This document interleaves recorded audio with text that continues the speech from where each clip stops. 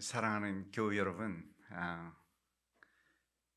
이렇게 이 자리에 이렇게 서게 될 줄은 정말 몰랐습니다. 사실 저는 미국에서 이번 짧은 휴가 기간 동안 방문해서 한 명의 여행자처럼 고향 교회를 방문하고 그렇게 떠나려고 했죠. 청바지에 면티, 아, 마음도 가볍게 예배의 은혜만 받고 돌아가려고 지난주에 이곳에 왔는데, 그런데 그 쉼의 자리에 하나님께서 오셔서 그 쉼이 너만의 것이 아니라 우리 모두에게 필요한 그러한 또 쉼이 있다고 하면 어떡하겠느냐, 내가 너를 통해서 하고 싶은 말이 있다고 하면 너는 어떻게 하겠느냐 하는 그 질문 앞에서 제 마음은 더 이상 머뭇거릴 수가 없었습니다. 그래서 오늘 이렇게 여러분 앞에 서게 되었습니다. 요즘 한국에 홈처치라고 하는 말이 회자되는 걸로 알고 있습니다. 초대교회처럼 초대교회는 모두 다 가정에서 예배를 드렸죠. 그래서 그 초대교회의 영성을 회복하고자, 그 공동체의 의미를 회복하고자 하는 그런 운동을 말하는 겁니다. 서로의 삶을 세밀하게 나누고 함께 기도하고, 기존 교회에 부담을 느끼는 그러한 사람들이 이웃을 쉽게 초대해서 모일 수 있는 그런 순기능이 있겠지요. 그러나 신학적인 왜곡이나 오류도 있을 수가 있고, 또 개인적인 해석을 절대화해서 극단적인 주장을 할 수도 있겠죠. 근데 그 홈처치가 My Home Church, 나의 고향 교회가 되면 좀 달라집니다. The church where I grew up, 내가 신앙생활을 시작한 교회, 내 영적 고향 같은 교회. 그건 건물이나 위치가 아니라 내 신앙의 뿌리, 나를 길러준 교회, 나를 품어준 영적 공동체를 말합니다. 오늘 제가 이렇게 다시 선 이곳이 바로 그런 교회입니다. 이 교회가 여러분들의 마음 가운데에도 그런 홈 철치일 줄로 압니다. 근데 여러분, 우리가 그렇게 사랑하고 그리워하는 고향 교회, 나의 홈 철치는 어떤 모습으로 남아 있어야 할까요? 익숙함 속에만 머물러도 괜찮을까요? 변화하는 세상 속에서 우리 하나님은 여전히 그 안에 계실까요? 오늘 우리가 함께 읽은 스데반의 설교는 바로 그 질문에 대한 해답을 주고 있습니다. 스데반은 공회 앞에서 이스라엘 역사를 꿰뚫어 보면서 하나님이 진정 어디에 계신가 하고 질문합니다. 그는 공회 앞에서 유대민족의 구속사를 다시 펼쳐 보입니다. 그 시작은 아브라함의 여정이었습니다. 하나님께서 아브라함에게 말씀하시죠. 우리 함께 같이 한번 읽어볼까요? 너는 네 고향과 친척을 떠나서 어디든지 내가 지시하는 땅으로 가거라. 이 말씀은 단순한 이사가 아닙니다.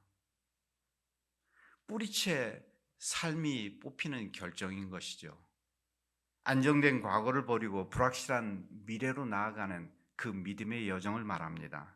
그는 정착민이 아닌 장막에 그냥 텐트에 머무는 그러한 거하는 자로 살아갑니다. 그런데 그렇게 떠돌이로 나그네로 뿌리 내릴 곳이 없이 살았지만 그 길 위에 하나님께서 함께 하셨습니다. 그 삶이 저에게 낯설지가 않았습니다. 저도 1990년 1월 공부하기 위해서 미국으로 떠났습니다. 그땐 몰랐죠. 그 여정이 제 사역의 길이 되고 또 흰머리가 되어서 이렇게 고향 교회에 와서 이렇게 말씀을 전하는 자리에 서게 될 줄은 정말 몰랐습니다. 지금은 캘리포니아 서부의 세나크루즈라고 하는 바닷가 마을에서 목회를 하고 있습니다.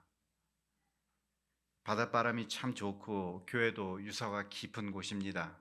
캘리포니아 내에 있는 개신교 가운데 가장 먼저 세워졌다고 해요. 1850년도, 그러니까 올해 175주년이 됩니다. 그렇게 오랜 유서 깊은 교회인데, 근처에 캘리포니아 주립대학이 있어서 최근에 유학생 2명이 저희 교회에 출석을 시작을 했어요. 그 2명을 제외하고는 모두 다 미국인들 뿐인 그런 교회입니다. 그 교회에서 지난 수십 년 동안 함께 해온 사립학교 교장 선생님이 미팅을 요청을 하시더라고요. 그래서 한국 오기 직전에 그분을 뵙고 이런 말씀을 전해 듣게 되었습니다. 이제 올해를 마지막으로 학교 문을 닫게 되었습니다. 이 학교는 1977년부터 시작되어 왔지만 그 이전부터 또 다른 학교가 그곳에서 그 지역 공동체의 교육을 담당하는 일을 저희 교회 건물을 또 빌려서 그렇게 사역을 같이 해오고 있었는데, 지난 수십 년 동안 학생 수가 조금씩 줄기 시작을 했는데, 코로나 이후로 그 학생 수가 더욱 줄어서 이제는 더 이상 버틸 수가 없게 된 것입니다. 마음이 참 무거웠습니다. 선한 일을 하던 공간이 사라진다고 하는 것은 마치 내 안에 자연스러웠던 어떤 신체의 일부가 사라지는 것 같은 그러한 느낌이었습니다. 그런 마음으로 고향 교회를 찾았습니다. 그런데 이것도 마찬가지더군요. 익숙한 그런 예배당, 익숙한 의자, 익숙한 찬송이 여전하지만 세상의 흐름은 이미 많이 달라져 있었어요. 여러분, 우리는 이제 경제적으로 선진국에 들어섰습니다. 공항에서 스마트폰 하나로서 모든 것이 다 가능해지고, 지하철역에는 24시간 무인 판매점이 있고, 택시보다 더 빠른 배달 앱이 있고, 길거리에는 명품 매장이 즐비하고, 거리마다 K-팝이, 또 BTS, 그리고 뉴욕 타임즈에 나오는 김밥과 불고기가 곳곳에 정말 자랑스럽고 참 감사한 일입니다. 그런데 여기서 드는 질문 하나는, 이 모든 것들이 지속 가능한 것인가요? 인구는 급감하고 학교는 문을 닫고 교회도 점점 고령화되고 있습니다. 지난주에 부산을 다녀왔는데 마치 시카고의 미시간 레이크 근처처럼 아주 아름다운 건축물처럼 생긴 것들이 곳곳에 있습니다. 전에 살던 시카고에 보면 그 레이크쇼 드라이브 쪽에 레이크쇼에 저런 건물 하나가 딱 서 있어요. 그걸 보면서 늘 사람들이, 저 안에 사는 사람들은 평생 밖에 나올 일도 없고, 왜냐하면 그 안에 모든 것들이 다 갇혀 있기 때문이죠. 극장도 병원도 우체국도 그 모든 것들이 그 안에 아주 잘 갖춰진 그것을 보면서 이미 한 3, 40년 전의 일이에요. 그런 것을 보면서 했는데, 이곳에 여기로 와 보니까 그런 것이 곳곳에 있어요.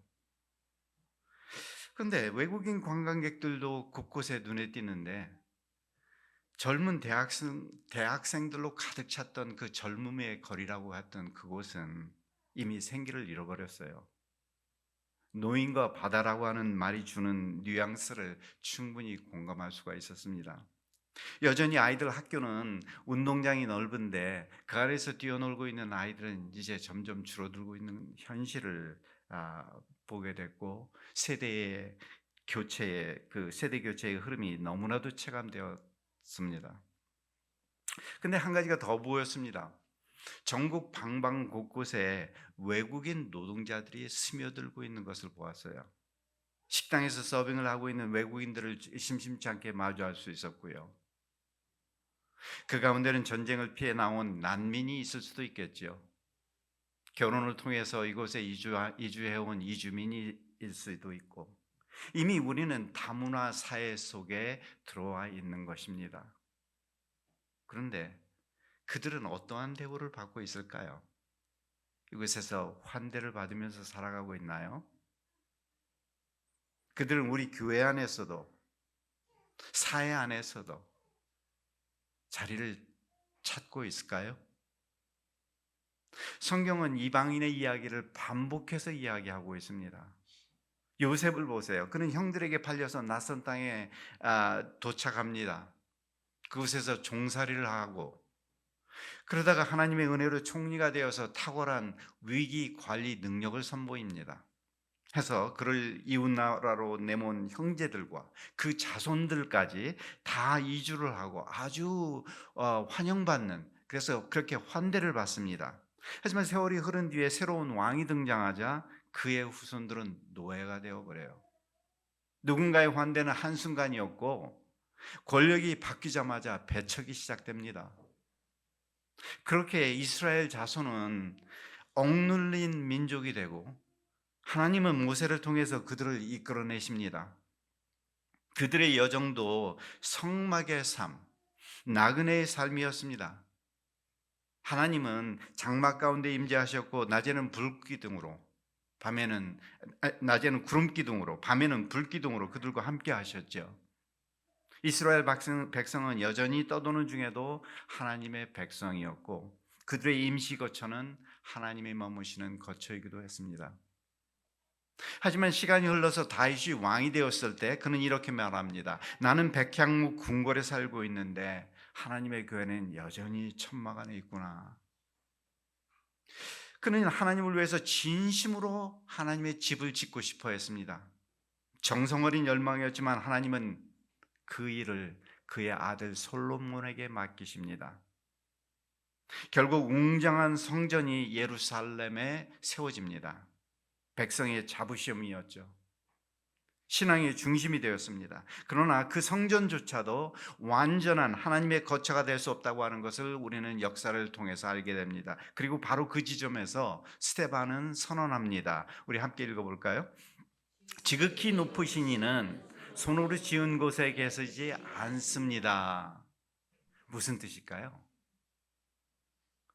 하나님은 성전이라는 공간에만 머무시는 분이 아니라 역사와 여정 속에, 장막에, 떠돌이의 삶 속에 억눌리는 사람들의 삶과 함께 계시는 분이라는 뜻입니다.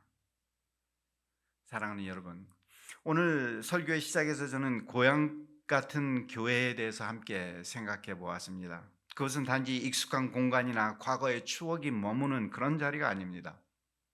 어린 시절 찬양을 배웠고 성탄절 발표회를 준비하던 그 자리, 아이의 유아 세례와 부모님의 장례를 함께 감당했던 자리, 그 자리는 신앙의 뿌리이자 우리 마음의 집이었습니다.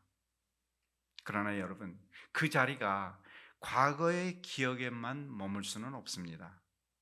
왜냐하면 하나님은 언제나 새 일을 시작하시는 분이시기 때문입니다.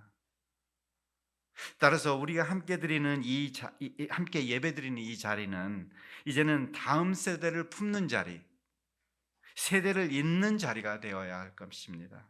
지금 우리가 마주한 이 빈자리는 단지 줄어드는 숫자가 아니라 하나님께서 누군가를 위해서 비워두신 자리라고 하는 것을 우리는 마음 가운데 새겨야 할 것입니다. 누굴까요?